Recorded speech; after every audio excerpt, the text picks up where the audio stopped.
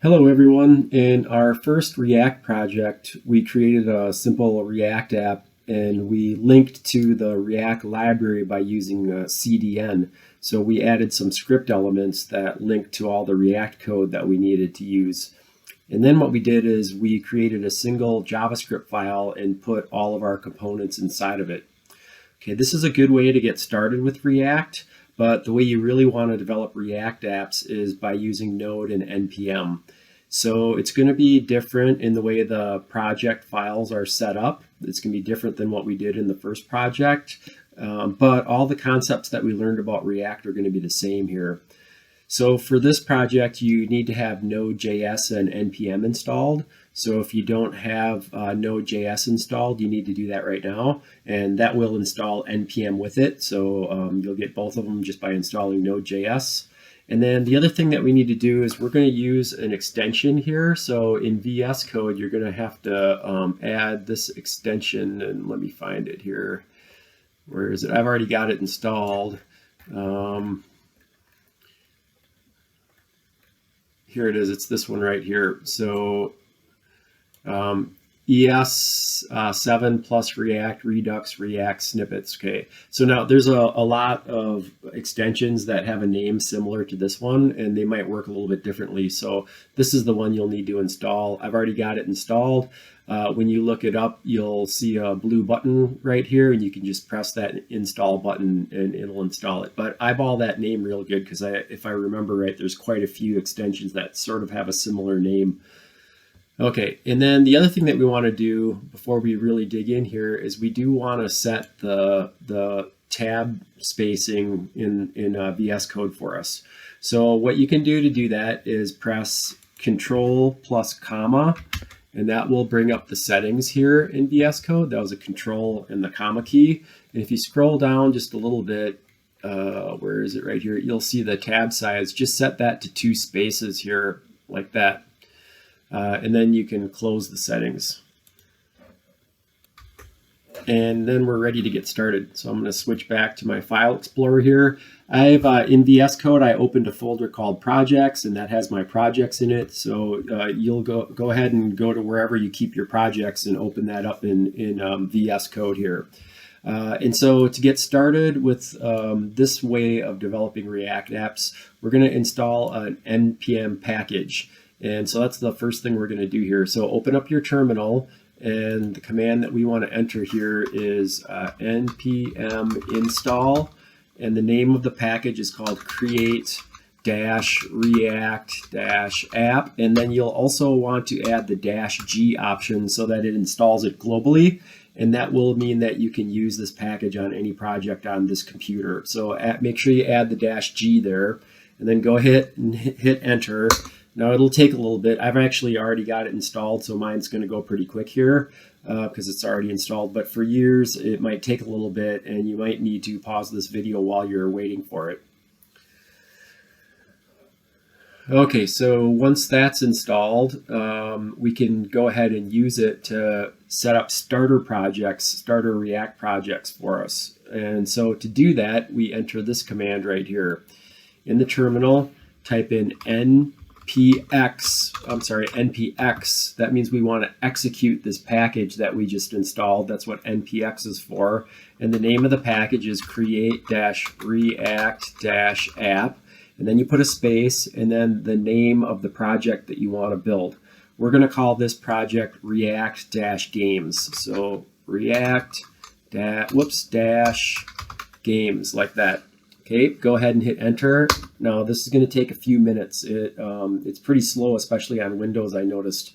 So I'm going to pause the video, but this will take a few minutes to set everything up here. But you can see that it did go ahead and create a folder based on what we named our project. So it's creating that project folder, and right now it's installing a bunch of Node modules, and I'll just pause the video until it's done here, but it will take a few minutes.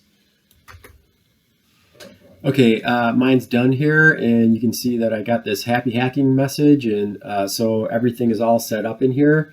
And we will go ahead and take a look at the files and folders that it creates in here. So I'm going to open up that React game folder, and then we'll talk about these in just a minute. But what I want to show you how to do right away is to run the app.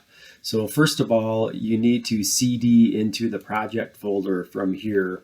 Don't forget to do that. So we need to run these commands from inside the project folder. So I'm going to do cd and then React games. And now I'm in the right place to run all the commands that I need to for this project here.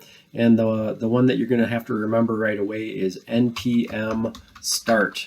Okay, so what that's going to do is it's going to compile all your source code. We'll get into that folder in just a minute. It's going to compile all those JavaScript files that are in there into one JavaScript file, and then it's going to actually launch a web server, and it's going to run the React app in the web server. So npm start is the command that you're going to use to start your app when you're doing development. So I'll go ahead and do that, and it'll hopefully start. And here it is. Now it opened the browser for me automatically. I didn't have to do that, and now it's loading up the page here.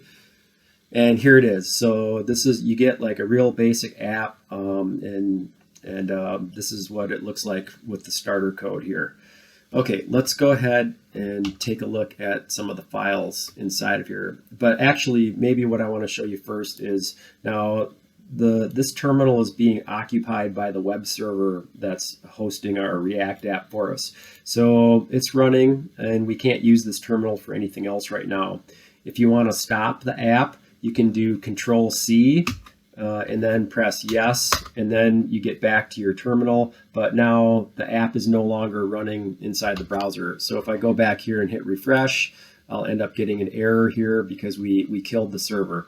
Okay, so I can just restart it by running npm start again. So I'll go ahead and do that, and then it'll recompile all the code and launch the server, and now we're back up and running again. Okay, it'll automatically detect when you make changes to your source code. So whenever you save a file in the source directory, then it'll recompile, and you don't have to restart the app. It'll just do it automatically for you, and you'll see that in just a minute here.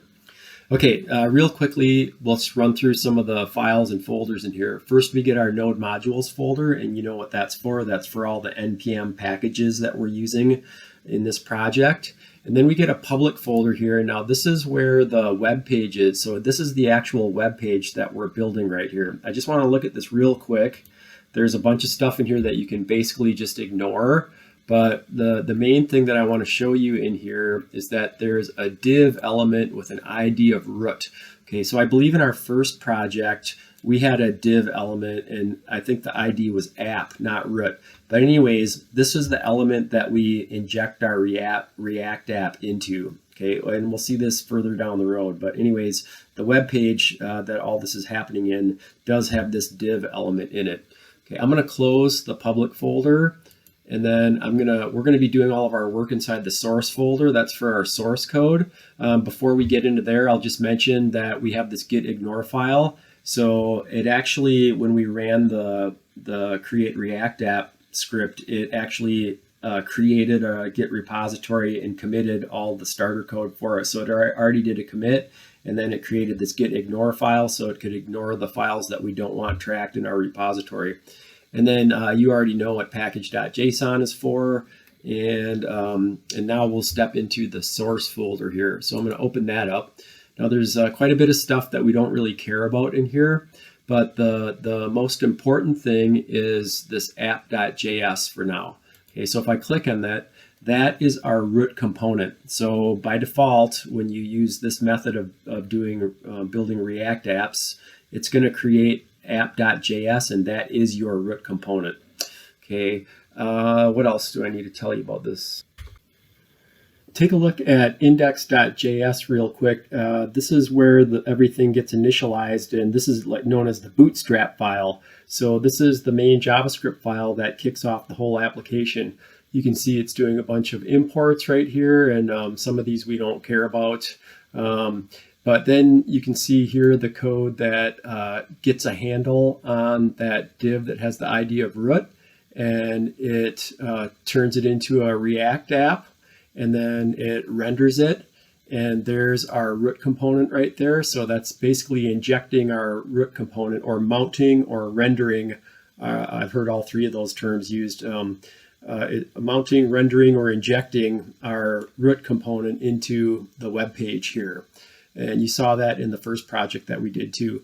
Now these funny looking element or tags right here that say react.strict mode, what that does is that puts this program in strict mode, which means that it gives you some tools for debugging and development. So it gives you better console log error messages and stuff like that. That's what the strict mode tags do there. You wouldn't use those when you went live with your project. Now, strict mode does do something that's a little bit strange, and I'll try to point it out later in the videos, but it will make your components do a double render. So we'll be talking about this as we go, but when your components render, then it gives it an opportunity to update any changes that occurred in the state. And when you're using strict mode, it does two renders. It makes a component render 2 times, where normally it should just do 1 render. So we'll see that later. Well, let's just go ahead and erase everything inside of app.js. So I'm just going to click to select. I'm going to do Control A to select everything, and then I'm going to delete everything, and we're just going to start from fresh right here.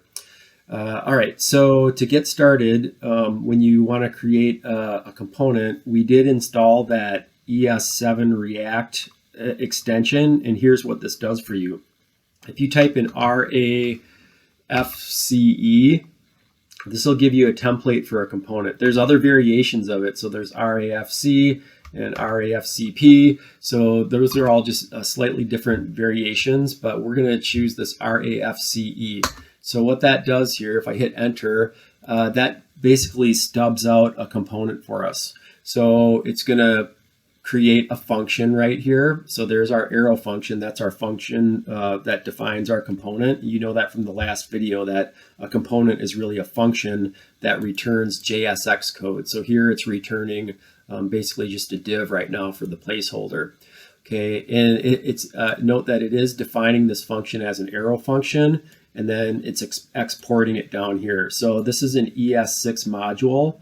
And there's different ways you could do this. Instead of using an arrow function, you could use a classic function, like where it actually says function. And there's different ways that you can export these to.